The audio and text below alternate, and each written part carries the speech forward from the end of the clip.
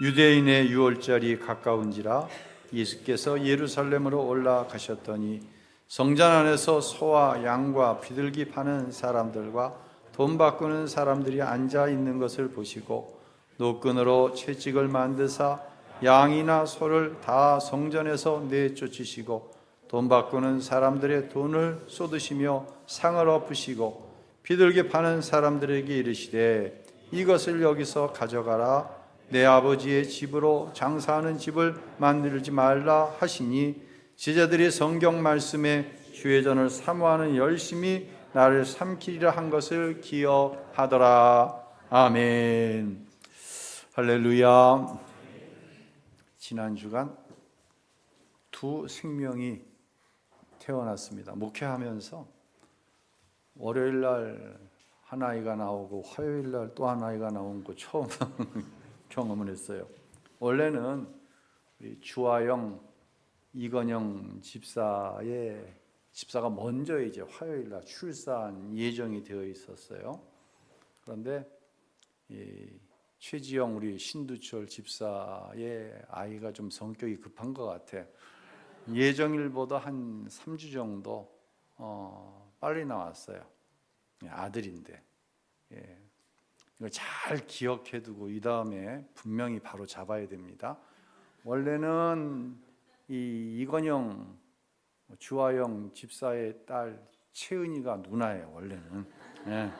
원래는. 근데 이 신두철 최지영 집사의 딸 아들이 이름이 유준인데 이 녀석이 먼저 튀어나온 거예요. 그러니까 나중에 유진이가 채은이한테 오빠 노릇하려고 그러면 야 원래는 네가 동생이야. 바로 잡아주셔야 됩니다. 제가 아내에게 이런 말을 했어요. 우리 이건영 집사는 우리 권사님 가정에 아들만 둘이잖아요. 그래서 하나님께서 딸을 주셨고 또 신두철 집사는 여자 조카 아이만 둘이잖아요. 그래서 아들을 주셨다라고 그랬더니 아내가 참 그럴듯하다고. 이거를 하나님께서 이 가정에는 아들을 이렇게 해서 주셨고 하나님께서 또 이 가정에는 딸을 주셨습니다. 말하면서 목소리를 좀 굵게 그런 줄로 믿습니다. 이렇게 되면 이게 믿음의 언어, 종교의 언어가 되어진다고 생각을 합니다. 그런데 이건 사실 잘못된 거예요. 믿음이란 그런 게 아니란 거예요. 꼭 종교적인 언어를 사용하지 않아도 꼭 기도할 때 설교할 때 목소리 톤을 바꾸지 않아도 지난 금요일 날 우리 청소년부가 나와서 간증하는데 그냥 어른들이 눈물을 쪽 빼놨네요. 쟤네들이 믿습니다. 믿습니까? 안 그러더라고요. 그냥 조곤조곤 삶에 있었던 이야기들을 하는데 그냥 눈물이 날 정도로 은혜가 되어지고 감동이 되더란 것이죠. 이게 믿음이고 여기에 아멘이 나오는 것이고 이때 우리의 입술을 통해 세상이 알 수 없는 감사가 흘러나오고 하나님을 향한 찬양과 영광이 나타나는 것이죠. 오늘 하나님께서 요한복음 2장을 통해서 주시는 은혜가 바로 이런 유의 것이에요. 여러분은 혹시 예수님이 폭력을 쓰셨다고 하는 말씀을 성경 가운데서 읽으신 적이 있으신가요? 어때요? 예수님이 폭력을 쓰셨다. 예수님의 마음을 이야기할 때 우리는 한결같습니다. 누가복음 15장에 보면 이 돌아온 둘째 아들, 흔히 이야기하는 탕자 이야기가 나오잖아요. 15장 12절에 보면 이런 말씀이 나와요. 그 둘째가 아버지께 말하되 아버지여 재산 중에서 내게 돌아올 분깃을 내게 주소서. 아버지 나에게 줄 유산을 주세요. 이 이야기는 뭐냐면 아버지 죽으면 어차피 나에게 줄 거 아니에요. 그러니까 그 돈 먼저 주세요. 이건 굉장히 불경한 이야기이거든요. 그런데 아버지는 둘째 아들에게 자신의 유산을 미리 내어줍니다. 근데 이 둘째는 허랑방탕한 생활을 통하여 이 돈을 다 까먹고 거짓골로 아버지에게 돌아왔을 때 아버지 하나님은 그 아들을 사랑으로 받아주셨던 것처럼 우리를 늘 사랑으로 받아주시는 좋으신 하나님, 좋으신 예수님이시다라고 우리는 그렇게 알고 있습니다. 그런데 이런 예수님이 뭘 휘두르셨다? 폭력을 휘두르셨다? 오늘 본문 가운데 우리는 이 폭력적인 예수님을 보게 됩니다. 예수님이 예루살렘 성전에 들어가신 때가 유대인의 유월절이다라고 얘기합니다. 그러니까 유대인의 유월절이라는 의미에는 약간의 우리로 하여금 좋지 않은 느낌을 가지게 하는 거예요. 유대인, 성경의 유대인이라고 하는 표현은 별로 긍정적인 표현으로 썼던 적이 없어요. 이스라엘 역사에 있어서 3번 성전이 건축되어지는데 첫 번째 성전은 우리가 잘 알고 있는 것처럼 다윗의 아들인 솔로몬이 지은 무슨 성전? 솔로몬 성전입니다. 건축 기간이 7년이 걸렸고요. 두 번째 성전은 이제 바벨론이 페르시아에 의해서 멸망을 당하는데 이때 페르시아의 왕이 고레스라고 하는 왕이에요. 고레스가 칙령을 내려서 바벨론으로 포로로 붙잡혀 왔던 이스라엘 백성들을 예루살렘으로 돌려보내고 가서 성전을 지어라 라고 명을 내립니다. 흔히 이 칙령을 이제 고레스 칙령이다 역사적으로 이야기를 하죠. 이때 성전을 지은 책임자의 이름이 누구냐면 바로 스룹바벨이라고 하는 사람입니다. 그래서 이 두 번째 지어진 성전은 제2성전이라고도 이야기하고 스룹바벨 성전이라고도 이야기를 합니다. 마지막 성전 건축은 유다의 왕으로 로마의 황제가 헤롯이라고 하는 사람을 유대의 왕으로 임명을 해요. 식민지된 나라니까 유다는 로마의 헤롯 대왕이 왕이 되고 나니까 유대인들한테 좀 잘 보여야 통치하는 게 쉽잖아요. 그래서 유대인들의 환심을 사기 위해서 제2성전을 확장시켜 지은 것을 가리켜서 우리는 헤롯 성전이다 라고 이야기를 합니다. 헤롯 성전의 건축 기간은 약 80년 정도가 걸려요. 어마어마한 기간 동안에 제2성전을 확장해서 건축을 합니다. 여기에 대한 의미는 오늘 오후 예배 때 좀 깊은 이야기를 여러분에게 좀 드리려고 그래요. 자, 이제 이렇게 지어진 헤롯 성전에는 뭐가 있었냐면 지도 그림 하나 보여주세요. 먼저 왼쪽에 있는 그림을 보시면 저 성전 안에 빨간 이렇게 줄이 기역자로 되어 있잖아요. 이게 빨간 담 안쪽은 누구만 들어갈 수 있냐면 유대인만 들어갈 수 있어요. 그래서 저기에 여인의 뜰이 있고 이스라엘의 뜰이 있고 제사장의 뜰이 있고 제사장의 뜰 안에 오똑 튀어나온 성소가 있는데 성소는 제사장이 들어갈 수 있는 성소와 대제사장만 들어갈 수 있는 지성소로 나눠요. 저 빨간 벽을 이방인이 넘어 들어가면 죽어요. 죽음을 당해요. 그래서 빨간 담 바깥쪽에 빈 공간을 가리켜서 흔히 이방인의 뜰이다라고 얘기합니다. 이방인의 뜰이 전체 헤롯 성전 규모에 비해서 꽤 큽니다. 자, 이제 이 이야기를 드리는 것은 유대인들이 예루살렘 성전의 유월절을 맞아 제사하기 위해서 모여들었어요. 많은 사람들이 모여들었어요. 그런데 가까이 사는 사람, 예를 들어서 서울에 헤롯 성전이 있어요. 여기서 예배를 드리려고 그러는데 가까이 차로 이동해서 할 수 있는 거리라면 괜찮지만 디아스포라, 한국 사람인데 저 일본에서 태국에서 아니면 미주나 유럽에 살다가 유월절을 맞아 순례를 위해서 예루살렘에 온 사람들이 있어요. 이 사람들이 제사 때 뭘 가지고 와야 되냐면 제물을 가지고 와야 돼. 소나 양이나 아주 가난한 사람은 비둘기와 같은 제물을 가지고 와야 되는데, 지금이야 뭐 비행기 타고 수화물 칸에 뭐 싣고 오려면 오겠지만 제일 편안한 건 뭐예요? 돈으로 가지고 와서 성전 근처에서 제물을 사가지고 제물로 드리는 게 제일 편안하잖아요.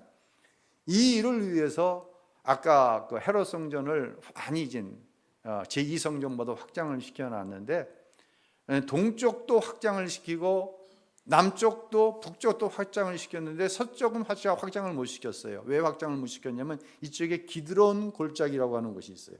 골짜기 때문에 확장을 못 시켰어요. 그리고 그 기드론 골짜기 건너편에 감난산이라는 산이 있어요. 이 감난산에 시장이 있는 거예요, 원래. 그래서 디아스포라, 멀리서 온 유대인들이 이 시장에서 제물을 사가지고 그 제물을 끌고 제사장에게 오면 흠이 없는 제물이니 제사에 쓰도록 하십시오. 오케이 하거든요. 이런 일들이 이제 평상시에 일어나고 있었어요. 그런데 대제사장 안나스 때에 무슨 일이 벌어지냐면 이 감난산에 있던 제물을 팔던 시장을 성전 안으로 끌어들이는 거예요. 이방인의 뜰로 끌어들이는 거예요. 왜 그랬을까요? 역사에 의하면 이 시장은 안나스가 끌어들였지만 이 시장의 실제적인 주인이 누구냐? 대제사장 안나스의 아들인 거예요. 속이 보여요, 안 보여요? 속이 다 지금 보이는 거예요. 그 넓은 재물을 파는 시장을 안나스의 아들의 소유이고 거기 세를 주는 거죠. 그리고 세를 받아먹고 또 재물을 판 것에 대해서도 또 세를 받아먹고 이런 행동을 한 거예요. 이 이방인의 뜰에 있는 시장에 또 뭐가 있냐면 환전소라고 하는 것이 있습니다. 자, 우리는 오늘 하나님 앞에 예물을 드릴 때에 한국은행에서 발행된 지폐나 뭐 이런 것을 가지고 이제 드리잖아요. 이 히브리인들 이스라엘 안에도 유통되던 고유의 화폐가 있습니다. 근데 성전세로 이 화폐를 받지 않는 거예요. 유대인이라고 한다면 20세 이상 된 남자는 의무적으로 1년에 반세겔, 은으로 따진 은 중량으로 따지면 약 5.7g 내지 6g의 은으로 된 주화를 성전 세금으로 드려야 돼요. 그런데 문제는 뭐냐면 당시 통용되던 로마나 헬라 아니면 히브리인들의 화폐는 못 드려. 반드시 무엇으로 드려야 되냐면 두로라고 하는 이방 땅에서 만들어진 두로의 은전 반세겔로 성전세를 받는 거예요. 그러니까 뭘 해야 돼? 내가 일반적으로 쓰던 돈을 환전을 해야 돼. 두로의 반세겔로. 여기에 뭐가 쫓아와? 환전 비용이 쫓아오는 거죠. 우리는 이제 왜 해외여행을 가려고 하면 요즘에 달러 값이 많이 올랐죠. 이 달러를 은행에 가서 환전할 때 환전 수수료를 내잖아요. 달러에 대한 환전 수수료, 대한민국 4대 은행 평균 환전 수수료가 몇 프로나 되는지 아세요? 그것까지 계산을 안 해봤죠. 평균 1.75%입니다. 환전 수수료가 절대로 작지 않아요. 그런데 이 제사장들이 수화들을 시켜서 환전하던 이 성전세 환전 수수료는 4.2%. 그러니까 우리가 달러 환전할 때 내는 환전 수수료의 약 2.5배를 받아먹는 거, 폭리를 취하는 거예요. 근데 이 성전세는 성전에 들어오는 사람만 내는 게 절대로 아니야. 이스라엘에 20세 이상 된 남자라면 다 내야 돼. 성전을 어떤 사정이 있어서 못 오더라도 이 성전세를 받으러 다니는 사람이 있어. 이 사람들을 가르쳐서 반세겔 받는 자라고 얘기하는데 성전세 은 반세겔을 그냥 집집마다 직장마다 다 명단 체크해 가면서 이걸 받아내는 거예요. 근데 수수료가 엄청난 거예요, 이게. 환전세가. 이렇게 제사장들이 재물을 팔아먹고 환전을 하면서 폭리를 취한 것이. 예수님은 이 일에 대해서 분노를 지금 하고 계시는 거예요.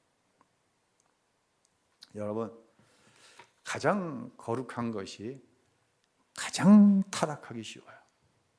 이건 굉장한, 어떻게 보면 모순인데, 가장 거룩한 것이 가장 타락하기 쉽다. 더구나 가장 거룩해야 될 것이 타락할 때 하나님의 심판이 가장 강력하게 이루어진다는 거예요. 이제 오해배 때 말씀드리겠지만 80년 동안 지음받은 예루살렘 성전이 AD 70년 로마에 의해서 흔적도 없이 파괴되어지는 거예요. 흔적도 없이. 흔적이 남긴 남았죠.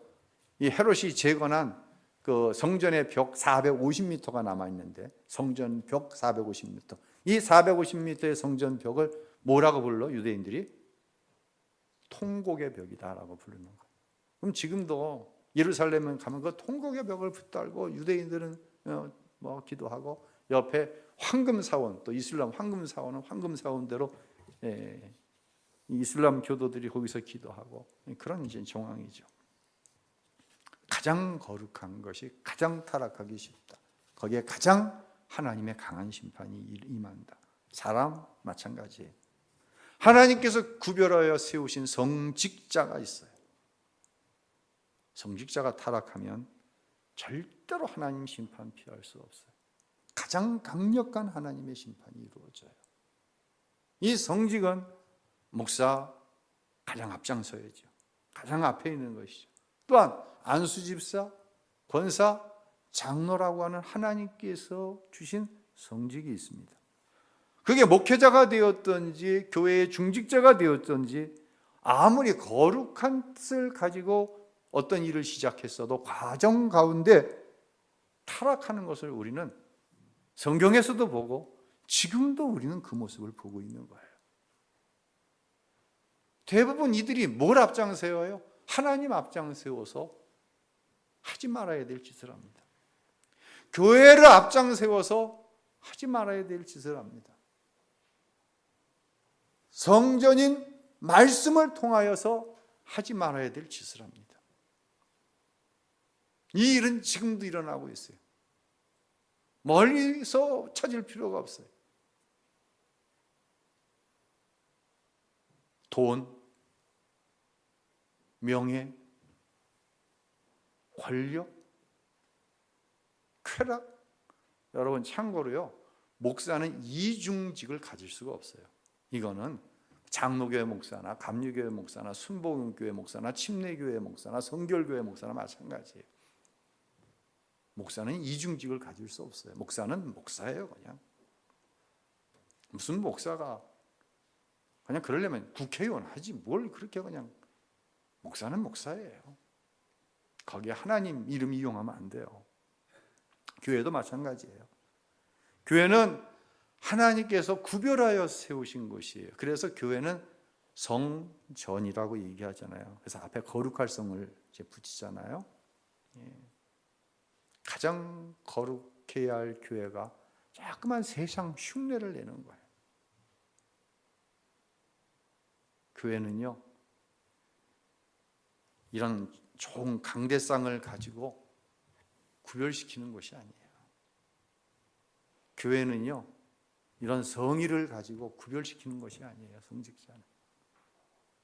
다시 말씀드리지만 예수님께서 우리에게 말씀하실 때 뭐 그냥 이상한 목소리로 믿습니다 해가면서 그렇게 한 번도 말씀하지 않으시잖아요. 성경에 보면은.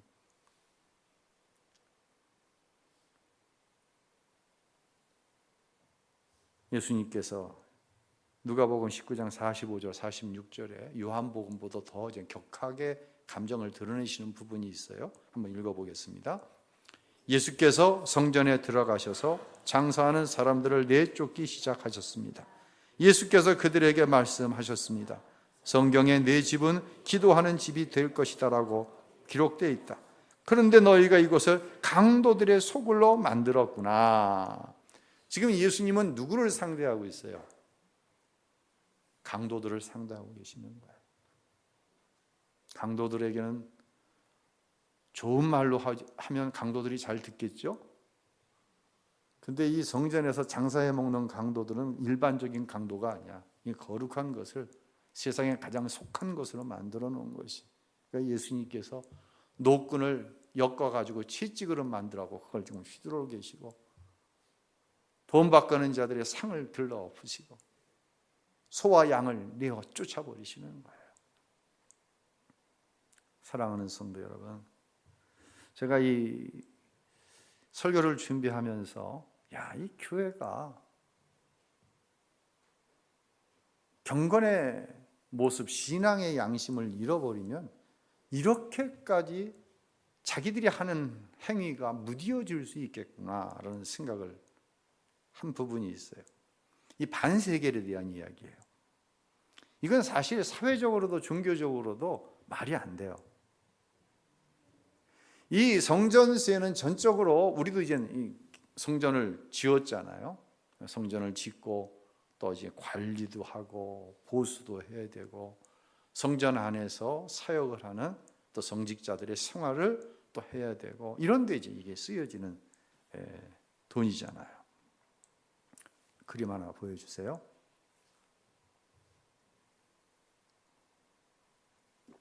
이게 이제 두로의 반세겔에 그려져 있는 그림이에요. 저 사람의 얼굴은 두로의 신인 말가르트로, 이름도 이상해. 말가르트로, 로마로 얘기하면 헬라크레스에 해당하는 최고의 두로의 신이에요. 옆에 있는 것은 이제 독수리 모양이죠. 로마의 군대가 행진할 때 앞에 문양을 앞장 세우는데 독수리, 강력한 힘을 이야기하잖아요. 십계명의 제2계명이 뭐예요? 너를 위하여 아로 새긴 우상을 만들지 말라라는 것이 하나님께 주신 두 번째 계명이에요. 근데 왜 두로의 세겔이 있냐는 거예요 도대체. 이스라엘에 통용되는 화폐가 있는데, 지난 주일날, 지지난 주일인가요? 베세다 이야기 했죠. 예수님께서 가장 많은 기적을 일으킨 곳 중에 하나가 이제 베세다잖아요. 근데 베세다가 마지막 심판 때에 어디보다 심판을 견디기 어렵다? 두로와 시돈보다, 이방 땅. 두로는 어떤 곳이라고 그랬어요? 지중해변에 있는 무역 도시인데, 여기에 가나안에서 생겼던, 이스라엘에서 생겼던 우상인 대표적인 우상 바알, 아세라와 같은 그런 우상들의 근본지라고 그랬어요. 더구나 이 두로의 공주가 북이스라엘 왕 아합과 결혼을 하잖아요. 이 두로의 그 공주 이름이 뭐죠? 이세벨. 이세벨이 아세라라고 하는 이 신을 갖고 들어와 가지고 결국은 엘리야 선지자와 대결하는 지경에까지 이르고, 여호와 하나님을 섬기는 제사장들을 다 죽여버리거든요. 이세벨이. 이 두로라고 하는 땅은 그렇게 아주 하나님께서 작정하시고 이사야와 에레미야서에서 반드시 이건 내가 멸망시킨다 라고 하는 곳이 두로예요. 근데 하필이면 이 두로의 은전을 가지고 거룩한 성전에 세를 댄다, 세금으로 백성들이 바치게 한다. 도대체 이게 뭐냐는 거예요. 그러니까 종교가 타락을 하면, 교회가 타락을 하면, 이건 도저히 절대로 넘어서는 안 되는 선을 넘어섰는데 거기에 대한 양심의 가책도 없고 영적으로 무디어져 있기 때문에 영적인 문제가 되어지지 않는 상태에 이르는 심각성이 지금 이 예루살렘 성전, 정확하게 얘기하면 헤롯 성전 안에 있었다는 얘기예요. 신앙 상식이 무너졌어요. 양심이 무너졌어요. 아무리 보아도 이건 정상으로 돌아갈 수가 없어요. 그때 하나님 심판하시는 거예요.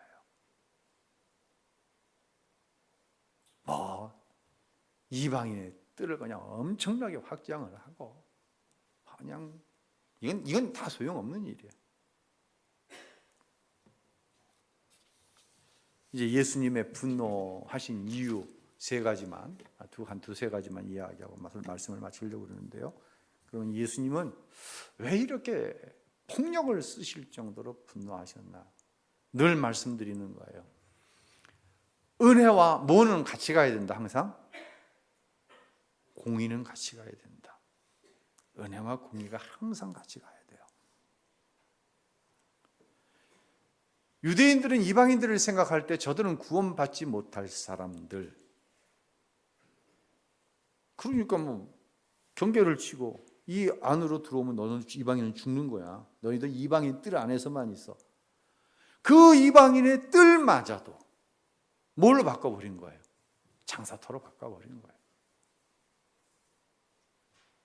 예수님께서는 그 이방인들의 구원을 위해서 자신의 어떤 생명의 위협을 무릅쓰고 복음을 증거하시는데 이방인들은 성전 안뜰 들어가지도 못해. 오직 그 이방인의 뜰 안에서만 예배할 수밖에 없어. 그 이방인의 뜰마저도 시장터로 바꿔버린 거예요. 이 고약한 편견에 대해서 예수님은 지금 분노하고 계시는 거예요. 두 번째 16절 한번 읽어볼까요? 읽겠습니다. 비둘기 팔던 사람들에게 말씀하셨습니다. 이것들을 여기에서 치워버리라. 내 아버지의 집을 장사하는 집으로 만들지 말라. 앞에 소와 양 팔던 것들은 그냥 쫓아버리셨어요. 근데 비둘기 파는 사람들에게는 친히 말씀을 하시는 거예요. 부유한 부자는 소를, 그보다 조금 덜 부자는 양을.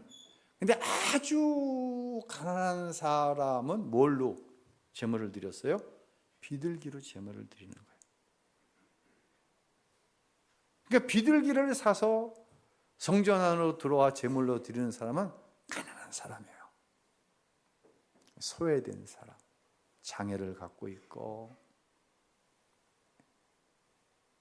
예수님이 이 부분에 더 분노하신 거예요. 비둘기를 사서 드릴 수밖에 없을 정도로 가난한데, 이 가난한 상황 속에서 하나님이 아니시면 안 되겠기에 하나님 앞에 나와 예배하는데 그 비둘기 값을 많이 붙여먹고, 제사장들이 이 비둘기를 사서 드려야 할 정도로 가난한 자들의 예배를 돕는 게 아니라 이들의 예배를 막아서고 있는 거예요. 예수님은 이에 대해서 좀 분노하고 계시는 거예요.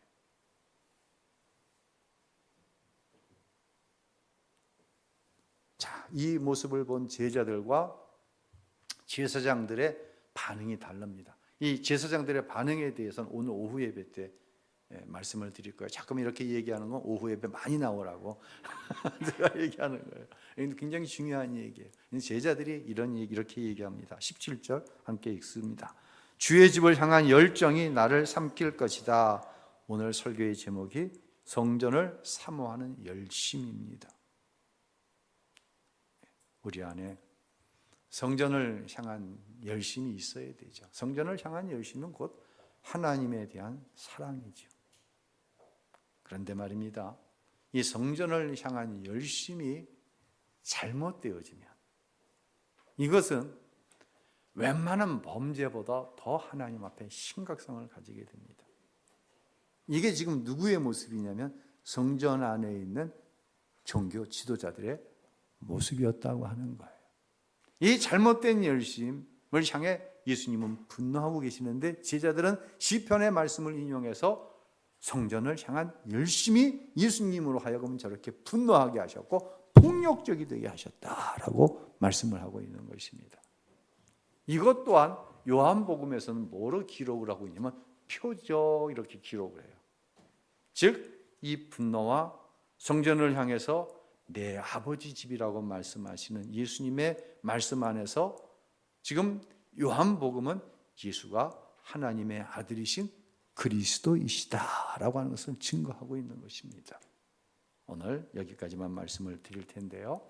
성전을 향한 열심이 오늘 함께하는 우리 사랑하는 다음 세대들 그리고 사랑하는 모든 성도 여러분 위에 있게 되시기를 예수님의 이름으로 축원합니다.